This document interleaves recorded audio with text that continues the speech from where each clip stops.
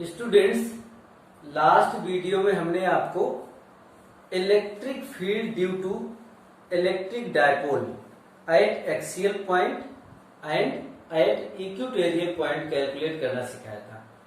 आज के वीडियो में हम आपको electric field due to electric dipole at any general point calculate करना सिखाएंगे। ठीक है, आज हम ये वीडियो काफी दिन बाद डाल रहे हैं। आपको पहला वाला वीडियो अगर ये समझ में नहीं तो पहले आप इसके पहले वाला वीडियो देख लेना, तभी अच्छे से समझ में आएगा। ठीक है, तो देखिए ये कैलकुलेट करने के लिए हम एक आसान सा तरीका बता रहे हैं, क्योंकि जो बुक्स में है वो थोड़ा सा इससे टिपिकल है। ठीक है, तो आसान तरीका है लेकिन इसमें वेक्टर का हम यूज करेंगे। ठीक है, इसको कैसे बनाएंगे देखिए, जैसे कि हमारा ये क्या है, इलेक्ट्रिक डायपोल है, माइनस क्यू प्लस क्यू। तो इलेक्ट्रिक डायपोल जो होता है उसका इलेक्ट्रिक डायपोल मोमेंट ये क्या होता है, वेक्टर क्वांटिटी होती है।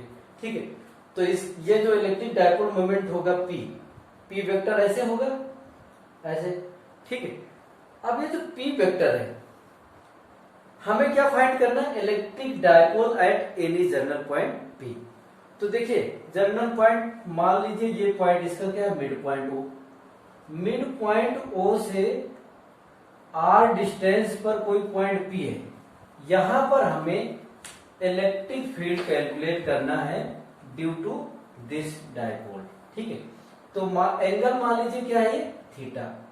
ओपी जो एंगल बना रहा है इससे पी वेक्टर से, ये क्या बना रहा है, थीटा। ठीक है, अब देखिए ये थीटा एंगल पर है, ओपी हमारा जो है पी वेक्टर से थीटा एंगल पे है। ठीक है, तो यहां पर हमें इलेक्ट्रिक डायपोल कैलकुलेट करना है। तो इसके लिए देखिए हम क्या करते हैं, ये क्या है, एक वेक्टर क्वांटिटी। ठीक है, तो वेक्टर क्वांटिटी को हम रिजॉल्व कर सकते हैं। तो इसको अगर रिजॉल्व करना है तो हम ऐसा करते हैं कि इस वेक्टर का, ये जो पी वेक्टर, इसका एक कंपोनेंट इधर आ जाए और एक कंपोनेंट इसके परपेंडिकुलर आ जाए।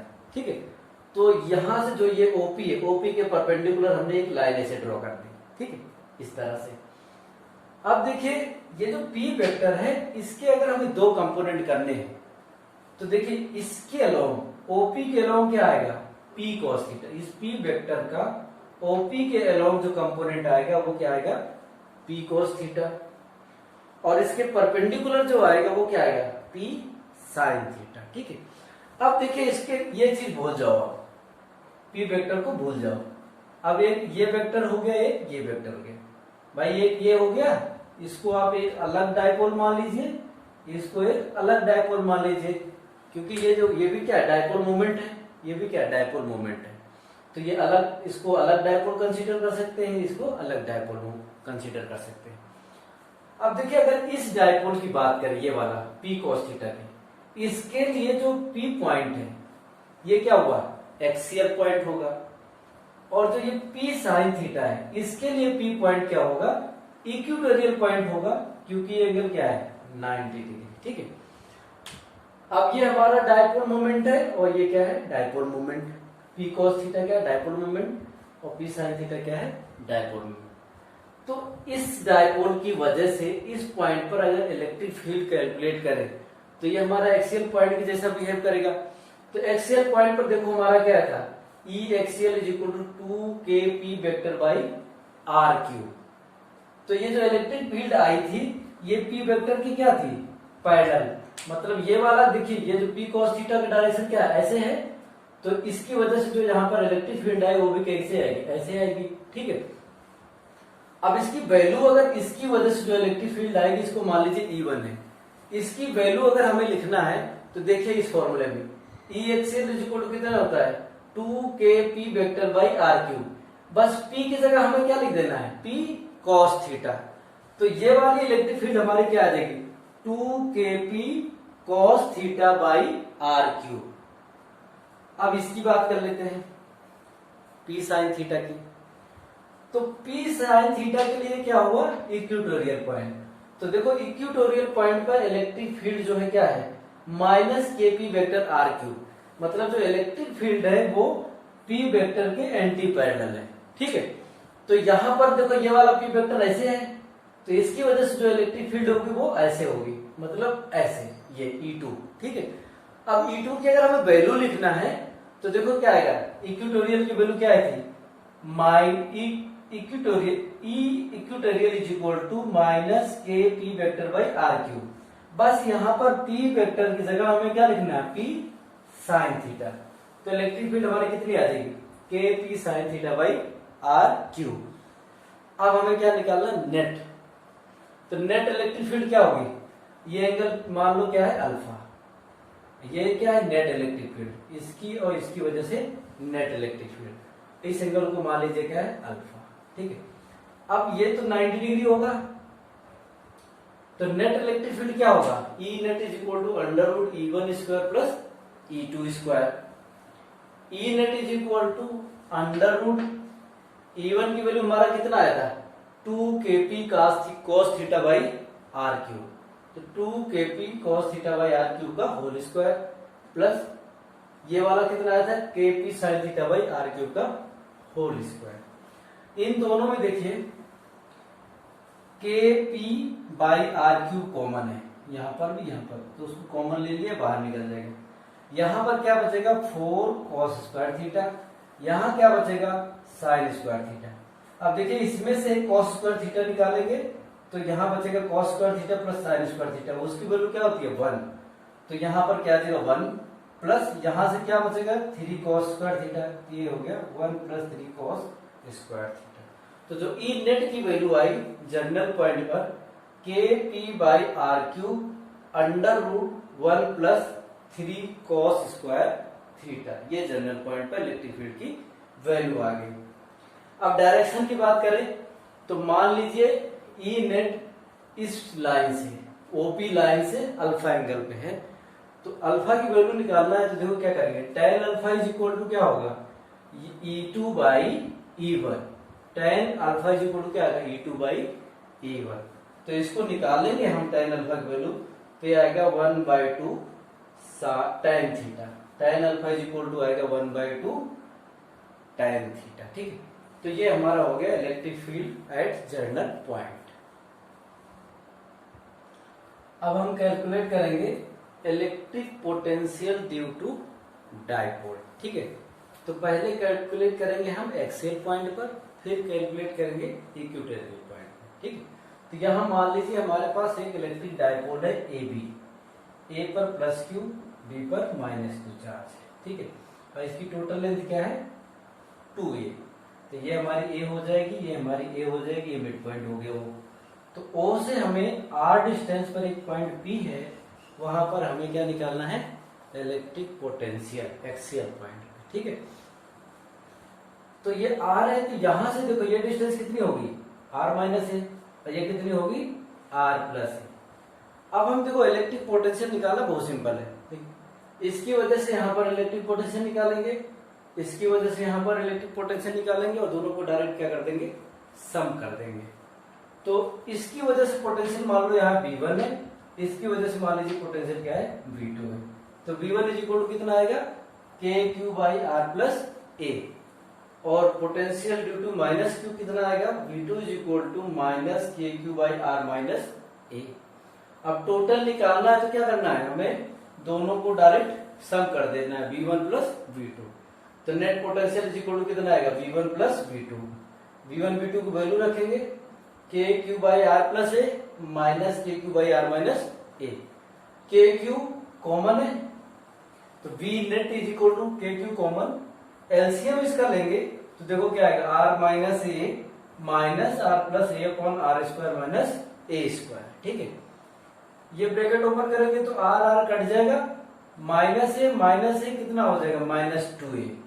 तो V net is equal to KQ minus 2a by R square minus A square. देखिए Q2a ये क्या होता है, P।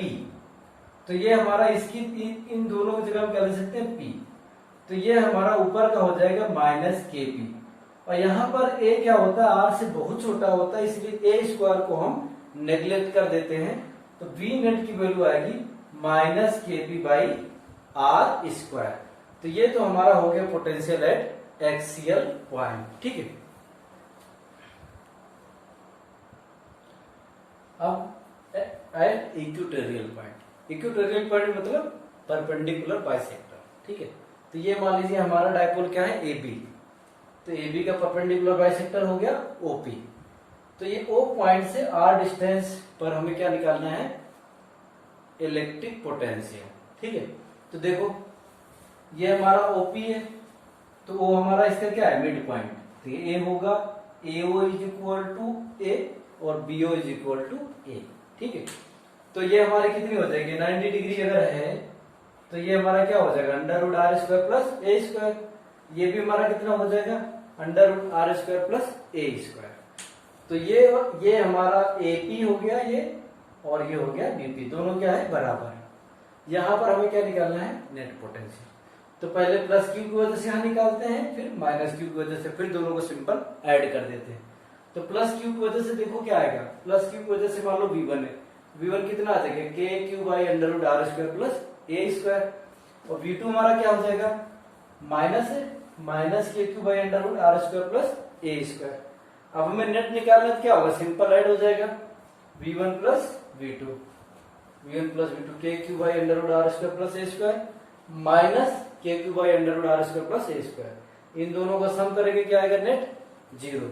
मतलब एट परपेंडिकुलर बाइसेक्टर पोटेंशियल क्या होता है, 0 होता है।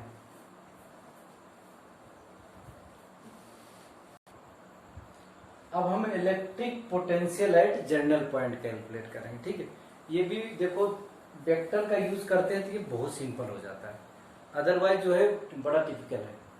देखो कैसे हो जाता है, ये मान लीजिए हमारा डायपोल है, माइनस क्यू यहाँ पर प्लस क्यू है, तो इसका डायपोल मोमेंट क्या होगा, एक वेक्टर क्वांटिटी, उसकी डायरेक्शन कैसे होगी, माइनस क्यू से प्लस क्यू की तरफ। ठीक है, अब ये इसका ये मिड पॉइंट हो गया, मिड पॉइंट से आर डिस्टेंस पर एक पॉइंट P है जिस पर हमें इलेक्ट्रिक पोटेंशियल कैलकुलेट करना है। तो मान लीजिए OP P वेक्टर से, ये हमारा क्या होगा, P वेक्टर, P वेक्टर मतलब इलेक्ट्रिक डायपोल मोमेंट, इससे कितना एंगल बना रहा है, थीटा एंगल। तो यहां पर हमें क्या कैलकुलेट करना है, इलेक्ट्रिक पोटेंशियल।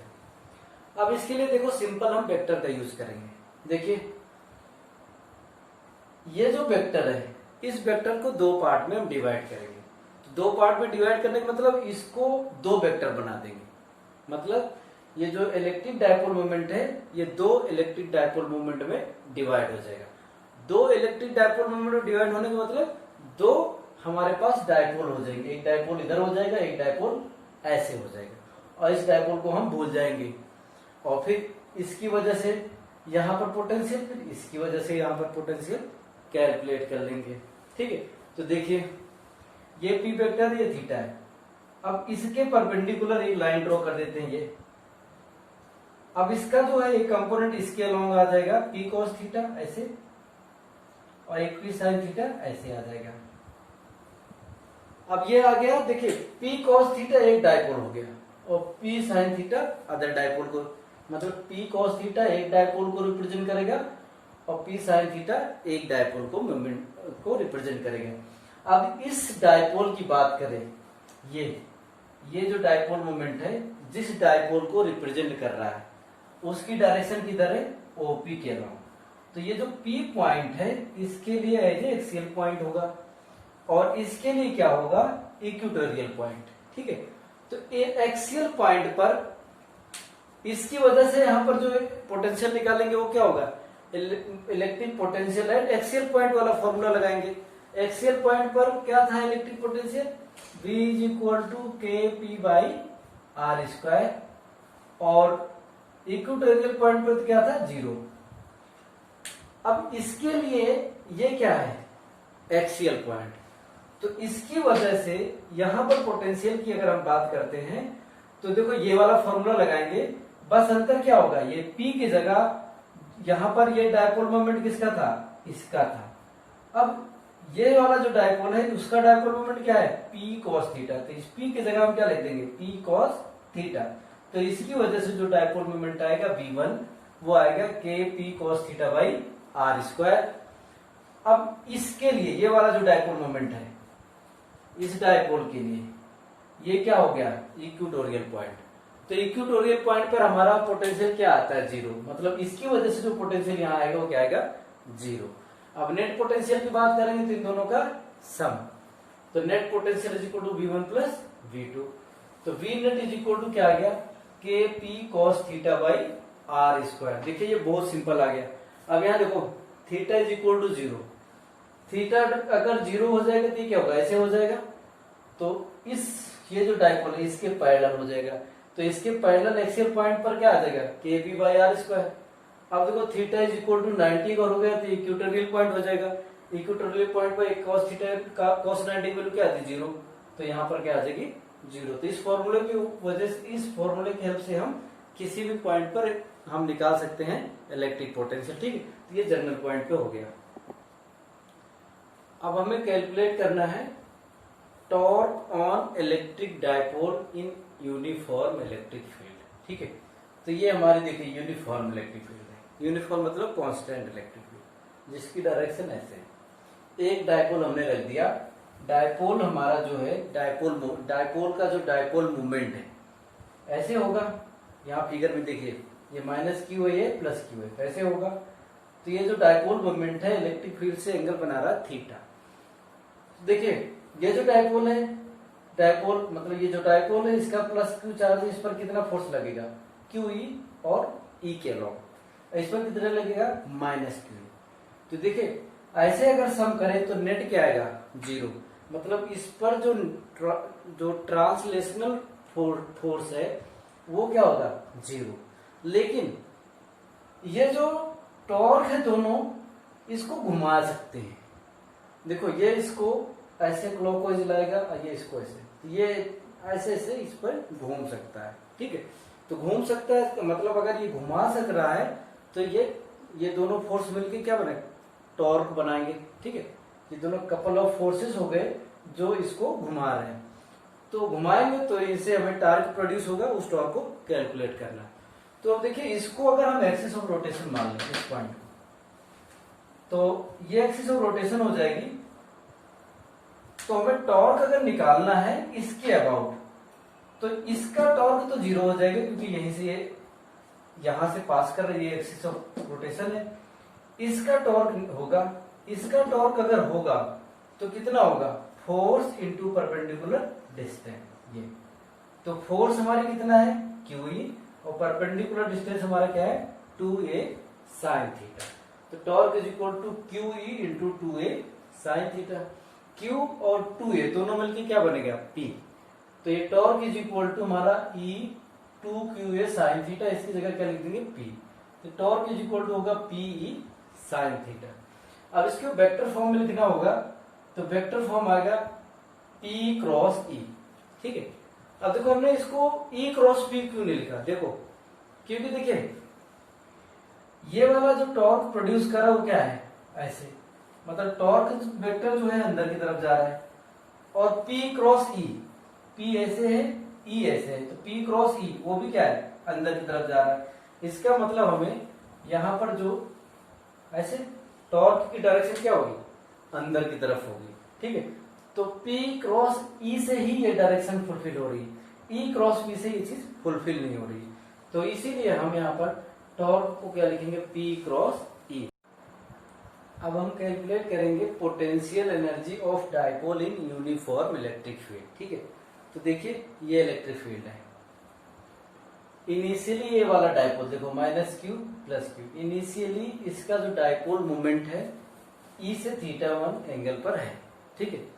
उसके बाद एक फोर्स ने आया, इसको धीरे धीरे यहां ले आया, मतलब अब ये जो डायपोल मोमेंट है θ2 एंगल E से बनाने लगा। तो θ1 से θ2 तक घुमाने में जो वर्क डन होगा वो हम निकाल लेंगे, तो वो हमें क्या बताएगा, चेंज इन पोटेंशियल एनर्जी।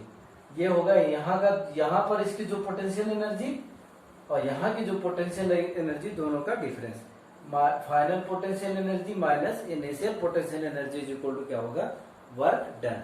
तो यहाँ देखो work done is equal to U final minus you initial is equal to tau D theta. Work done by torque होता है टाउ डी थीटा, ठीक है। कहां से कहां तक, θ1 से θ2 तक घुमाया गया, ठीक है। अब देखो टाउ की वैल्यू कितनी थी, PE, तो यहाँ पर P रख देंगे, PE sin थीटा थी, PE टाउ की वैल्यू क्या थी, PE sin थीटा।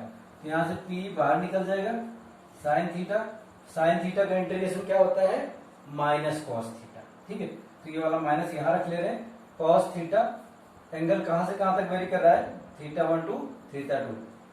लिमिट रख देंगे तो u final minus you initial is equal to minus P cos θ2 minus cos θ1 आएगा। अब ये वाला माइनस अंदर कर देंगे तो u final minus you initial is equal to कितना आएगा, पी कॉस θ1 माइनस कॉस θ2। अब देखो चेंज इन पोटेंशियल एनर्जी क्या आएगा, u final minus you initial is equal to P cos θ1 मतलब कॉस θ1 माइनस कॉस θ2।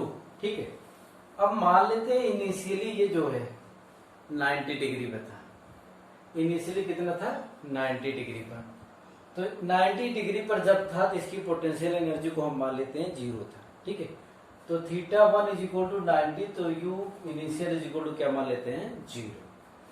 अब θ2 इज इक्वल टू मान लेते हैं कितना थीटा, तो पोटेंशियल एनर्जी वहां पर क्या मान लेते हैं u है। अब इस फॉर्मूले में रखेंगे u minus 0 is equal to P cos 90 minus cos theta, ये तो 0 हो जाएगा। तो पोटेंशियल एनर्जी का हमारा क्या फॉर्मूला आ गया, u is equal to minus P cos theta. तो पोटेंशियल एनर्जी का फॉर्मूला क्या आ गया, माइनस पी कॉस थीटा। अब यहां पर कुछ केस समझ लो, देखो अब यहां पर अगर मान लीजिए अगर theta is equal to 0, theta अगर 0 होगा तो u इज इक्वल टू कितना आएगा, पी माइनस पी। ठीक है, और अगर थीटा इज इक्वल टू यहां पर कर दें 180 तो u इज इक्वल टू कितना आएगा, p, और थीटा इज इक्वल टू अगर 90 मान लें तो u इज इक्वल टू क्या आएगा 0। ठीक है, तो देखिए जब थीटा 0 है, 0 का मतलब जो इलेक्ट्रिक डायपोल मोमेंट है इलेक्ट्रिक फील्ड के पैरेलल है, तो पोटेंशियल एनर्जी कितना आता है माइनस पी। मतलब यहां पर जो पोटेंशियल एनर्जी क्या है, लोएस्ट है, सबसे कम। ठीक है, अब देखो यहां पर थीटा इज इक्वल टू 180 पर पोटेंशियल एनर्जी की वैल्यू कितनी आ जाती है, पी, क्योंकि कॉस थीटा की वैल्यू कितनी होती है -1। तो यहाँ -1 रखेंगे तो प्लस में आ जाएगा, तो ये आ जाएगा। और जब थीटा इज इक्वल टू 0 तो 90। तो सबसे ज्यादा पोटेंशियल एनर्जी कहाँ है, सॉरी यहाँ पर है, सबसे कम कहाँ है यहाँ पर। तो जहां पर सबसे कम पोटेंशियल एनर्जी होता है स्टेबिलिटी वहां जाता है, यहाँ पर ज्यादा स्टेबल होगा, यहाँ पर सबसे कम स्टेबल होगा।